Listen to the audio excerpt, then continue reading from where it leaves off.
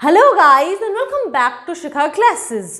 इस वीडियो में हम female reproductive system, human female reproductive system के बारे में पढ़ेंगे और हम ये जानेंगे कि आखिर मेंस्ट्रुएशन क्या होता है और क्यों होता है। इसके साथ साथ हम मेनोपॉज के बारे में भी समझेंगे। फर्स्ट ऑफ ऑल हमें ये जानना ज़रूरी है कि आखिर एग का फर्टिलाइजेशन कैसे होता है। ये सब चीज़ें कुछ मेन पॉइंट्स जो जानेंगे हम, उसके बाद तब जा करके हमें मेंस्ट्रुएशन का प्रोसेस वो क्यों होता है, ये सारी बातें समझ में आएंगी। फर्स्ट ऑफ ऑल हम एक फीमेल रिप्रोडक्टिव सिस्टम को बहुत केयरफुली स्टडी करेंगे तो हमें बातें थोड़ी अच्छे से समझ आएंगी। इसलिए मैंने यहाँ पर एक डायग्राम बना दिया है। ऑफ कोर्स मेरा डायग्राम बहुत अच्छा नहीं है, इसलिए शायद ये परफेक्ट नहीं होगा, पर हाँ जो ऑर्गन्स हैं वो मैंने लेबलिंग सही किए हैं और मैंने पूरी कोशिश की है अपनी तरफ से कि मैं एक अच्छा डायग्राम बना सकूँ। तो हम स्टार्ट करते हैं। जो फर्स्ट इंपॉर्टेंट जो organ that is ovary. Ovary में ही फीमेल गैमेट प्रोड्यूस होता है। फीमेल गैमेट को हम एग भी बोल सकते हैं, ओवम भी बोल सकते हैं। ओवम का ही प्लूरल होता है ओवा। तो जब एक लड़की जन्म लेती है तो जन्म के साथ ही दोनों ओवरीज में thousands of immature eggs present होते हैं। और जब एक लड़की प्यूबर्टी रीच करती है, प्यूबर्टी जो लड़कियों में होता है उसके एज है 10 to 14 ईयर्स और लड़कों में 12 to 16 ईयर्स। तो 10 से 14 साल के बीच एक लड़की प्यूबर्टी रीच करती है, मतलब कि वो सेक्सुअली मैच्योर होती है। They can then be able to reproduce. मैंने पहले बोला कि थाउजेंड्स ऑफ इमैच्योर एग जन्म से ही प्रेजेंट होता है एक लड़की के ओवरी में, लेकिन जब वो प्यूबर्टी रीच करती है, चाहे वो 10 से 14 साल के बीच कोई भी उम्र हो, तो उसके बाद हर महीने एक ओवरी में से एक एग मैच्योर होता है और वो मैच्योर एग फिर ये जो एक पतला सा एक डक्ट है, ओवी डक्ट कह सकते हैं, फेलोपियन ट्यूब कह सकते हैं, इसके थ्रू यूट्रस में जाता है। यूट्रस का दूसरा नाम है वुम्ब। हाँ, यूट्रस वही जगह है जो अगर हम लेमैन टर्म में समझें तो जहाँ एक वुमेन का जो बच्चा होता है वो वहीं पर उसका ग्रोथ होता है। एक लेमैन टर्म में समझे, जो बायोलॉजिकल टर्म्स है वो मैं आपको आगे बताऊंगी। बट यूट्रस या वुम्ब वही जगह है जहाँ पर एक बेबी डेवलप करता है। ये जो ओवरी है, यहाँ पे सिर्फ ओवम ही नहीं प्रोड्यूस होता, हार्मोन्स भी प्रोड्यूस होते हैं, जैसे कि एस्ट्रोजन, प्रोजेस्टेरॉन। ये सारे हार्मोन्स जो हैं वो एक लड़की में जो चेंजेस आते हैं आफ्टर हर प्यूबर्टी, उन चीज़ों को यही हार्मोन्स जो है वो चेंजेस लाते हैं। यही हार्मोन्स जो है जिनकी वजह से ओवरी में जो ओवम है वो मैच्योर होता है और फिर वो फेलोपियन ट्यूब के थ्रू यूट्रस में जाता है। अब यूट्रस के मैंने यूट्रस बता दिया, ओवरी बता दिया, ओविडक्ट बता दिया। ये सर्विक्स, ये है वेजाइना।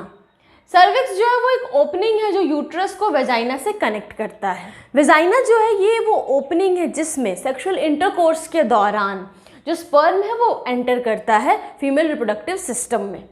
अब जब स्पर्म यहाँ से एंटर करता है तो स्पर्म फिर जाता है ओविडक्ट में।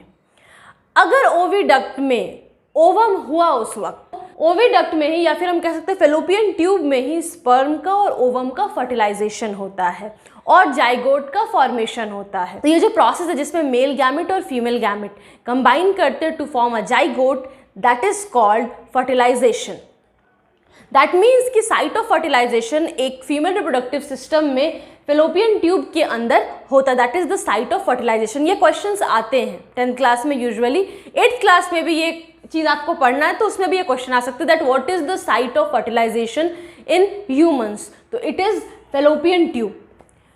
अब अगर मान लीजिए इसमें जाइगोट का फॉर्मेशन हो गया, फिर ये जाइगोट जो है वो यूट्रस में आता है। लेकिन एक्चुअली जैसे ही जाइगोट का फॉर्मेशन होता है, एक बात मैं बता दूं कि स्पर्म मेल गैमेट है, ओवम फीमेल गैमेट है, ये दो अलग अलग सेल्स हैं, लेकिन जब ये कंबाइन करके जाइगोट फॉर्म करते हैं तो एक सिंगल सेल ही वो कहलाएगा। लेकिन जैसे ही जाइगोट का फॉर्मेशन होता है ये तुरंत से डिवाइड करता है, 1 से 2, 2 से 4, 4 से 8, और ऐसा करके ग्रुप ऑफ सेल्स, एक बॉल ऑफ सेल्स बना लेता है।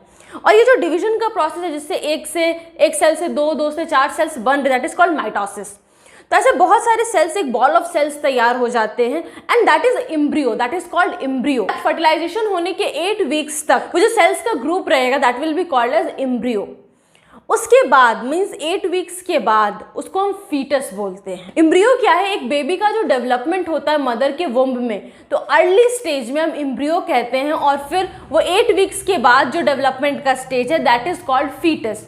जब तक बच्चा मदर के वुम्ब में रहता है वो फीटस ही कहलाता है, वो बॉडी के बाहर निकलता है, फिर आप इन्फेंट कहिए, बेबी कहिए। अब अगर स्पर्म और ओवम का फर्टिलाइजेशन हुआ इस फेलोपियन ट्यूब में, तो फिर वो ग्रुप ऑफ सेल्स बनते बनते वो नीचे यहाँ यूट्रस में आएगा। तो बेबी के प्रोटेक्शन के लिए प्लस उस बच्चे का खुद से तो वो फूड नहीं ले सकता, प्लस खुद से वो वेस्ट बॉडी के बाहर भी नहीं निकाल सकता।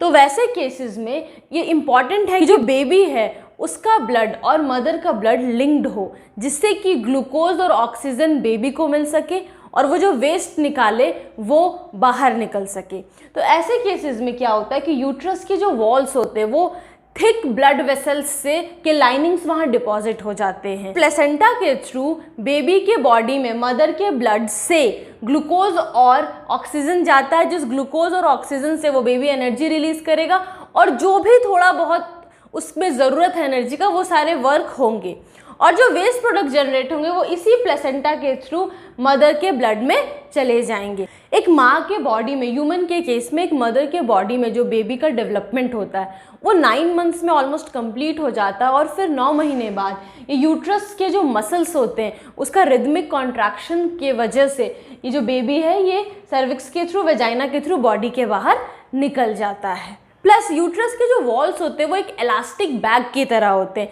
तभी ना जब बेबी का ग्रोथ होता है तो धीरे धीरे यूट्रस जो है वो थोड़ा एक्सपैंड करता है, तो वो इलास्टिक होगा, खिंचा पाएगा, तभी तो ऐसा पॉसिबल है। अब बात क्या है कि ये सारे केसेस तो तब हुए जब एग फर्टिलाइज किया, मतलब कि स्पर्म एंटर किया और उसको ओविडक्ट में ही ओवम मिला, तो उस केस में फर्टिलाइजेशन होगा। लेकिन अगर फर्टिलाइजेशन हुआ ही नहीं तो क्या है कि मैंने आपको बताया कि ओवरी से हर मंथ एक मैच्योर एग फेलोपियन ट्यूब से होकर के यूट्रस में जाता ही जाता है, चाहे वो इस तरफ से जाए चाहे वो उस साइड से जाए। तो इन दैट केस यूट्रस जो है वो हर महीने खुद को प्रिपेयर करता है जाइगोट को या एम्ब्रियो को रिसीव करने के लिए, कि अगर फर्टिलाइजेशन हुआ तो वो खुद को इसलिए प्रिपेयर करता है, उसकी थिक लाइनिंग्स उसके वॉल्स में आ जाते हैं, वो स्पॉन्जी हो जाता है। लेकिन अगर फर्टिलाइजेशन नहीं होता है, ऐसे केस में क्या होता है कि ओवम फिर भी हर महीने वो रिलीज तो होगा ही एक ओवरी से, तो वो ओवम जो है वो एक दिन रहता है। लेकिन यूट्रस जो है वो खुद को प्रिपेयर करके रखता है कि अगर एग फर्टिलाइज हुआ तो वो एम्ब्रियो के नरिशमेंट के लिए ज़रूरी होगा, एम्ब्रियो को फूड ऑक्सीजन वगैरह देने के लिए ज़रूरी होगा। तो यूट्रस के जो वॉल्स है वो ब्लड वेसल से थिक होते हैं, वो स्पॉन्जी होते हैं। अगर फर्टिलाइजेशन नहीं होता है तो धीरे धीरे ये जो यूट्राइन वॉल्स में जो थिक हुए थे ब्लड वेसल्स का जो डिपोजिशन हुआ था वो धीरे धीरे ब्रेक करता है और वही अप्रॉक्सीमेटली लगभग हर महीने वेजाइनल ओपनिंग से हमारे बॉडी के थ्रू रिलीज होता है in the form of blood and mucus, and this is known as menstruation. So menstruation कब होता है? जब एक ओवम फर्टिलाइज नहीं करता है। वैसे केस में जो यूट्रस के वॉल्स में जो ब्लड वेसल्स और म्यूकस का थिक एक लाइनिंग होता है वो ब्रेक करके बॉडी के बाहर निकलता है। अप्रॉक्सीमेटली एवरी मंथ मेंस्ट्रुएशन होता है और ये 2 से 8 दिन तक लास्ट करता है। It last from 2 to 8 days। Means अलग अलग जो फीमेल होती है उनमें अलग अलग पीरियड हो सकता है, अलग अलग टाइम पीरियड हो सकता है जिसमें ये कंटिन्यू करे। अब मेनोपॉज क्या होता है तो एक मैं शॉर्ट में बता देती हूँ कि एक वुमेन जब अराउंड 50 ईयर्स रीच करती है तो जो मेंस्ट्रुअल साइकिल है वो कम्प्लीटली परमानेंटली रुक जाता है। ऐसा नहीं होता कि अचानक से खत्म हो जाता है, वो एक सिम्टम्स देता है और फिर धीरे धीरे वो फिनिश हो जाता है, मेंस्ट्रुअल साइकिल होना ही खत्म हो जाता है and that phase is known as menopause. So guys 10th class तक में 8 में 10 में आपको सिर्फ इतना ही पढ़ना है, इसलिए मैं ज़्यादा डिटेल में नहीं बतला रही हूँ ताकि माइंड कंफ्यूज ना करे। तो होप आपको ये सब कुछ अच्छे से समझ में आ गया हो। फिर भी कोई डाउट्स रह गया हो feel free to mention it in the comment box below. And I know कि बहुत सारे स्कूल्स में ऐसा होता है कि ये चैप्टर को स्किप कर दिया जाता है और इसलिए मैंने सोचा कि इस पर मैं एक वीडियो बनाऊं ताकि एग्जाम्स में अगर इससे कोई क्वेश्चन आए तो आपको प्रॉब्लम ना हो। See you in the next video with some new topics. Till then, keep smiling. Have wonderful days. Thanks for watching.